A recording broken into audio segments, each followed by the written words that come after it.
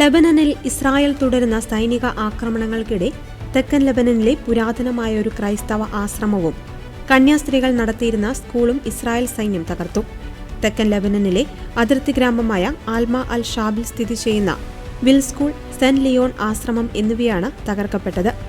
മേഖലയിൽ ഇസ്രായേൽ സൈന്യം നടത്തിയ ബോംബാക്രമണത്തിലും ഷെല്ലാക്രമണത്തിലുമാണ് കെട്ടിടങ്ങൾ പൂർണ്ണമായും തകർന്നതെന്ന് പ്രാദേശിക മാധ്യമങ്ങൾ റിപ്പോർട്ട് ചെയ്തു.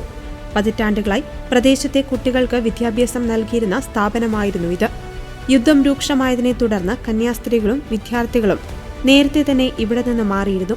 യുദ്ധവുമായി ബന്ധമില്ലാത്ത സാംസ്കാരികവും വിദ്യാഭ്യാസപരവുമായ സ്ഥാപനങ്ങൾക്ക് നേരെ നടക്കുന്ന ഇത്തരം ആക്രമണങ്ങൾക്കെതിരെ വ്യാപക പ്രതിഷേധമാണ് ഉയരുന്നത്. ജനവാസ കേന്ദ്രങ്ങളിലും ആരാധനാലയങ്ങളിലും വിദ്യാഭ്യാസ സ്ഥാപനങ്ങളിലും ഇസ്രായേൽ സൈന്യം നടത്തുന്ന ആക്രമണങ്ങൾ അന്താരാഷ്ട്ര നിയമങ്ങളുടെ ലംഘനമാണെന്ന് ലെബനൻ അധികൃതർ ആരോപിച്ചു. കഴിഞ്ഞ കുറച്ചു മാസങ്ങളായി ഹിസ്ബുള്ളയുമായുള്ള പോരാട്ടത്തിന്റെ ഭാഗമായി തെക്കൻ ലെബനനിൽ ഇസ്രായേൽ കനത്ത ആക്രമണമാണ് അഴിച്ചുവിടുന്നത്. ഈ ആക്രമണങ്ങളിൽ നിരവധി സാധാരണക്കാർ കൊല്ലപ്പെടുകയും 10,000-കണക്കിന് ആളുകൾക്ക് വീടുകൾ നഷ്ടമാവുകയും ചെയ്തിട്ടുണ്ട്.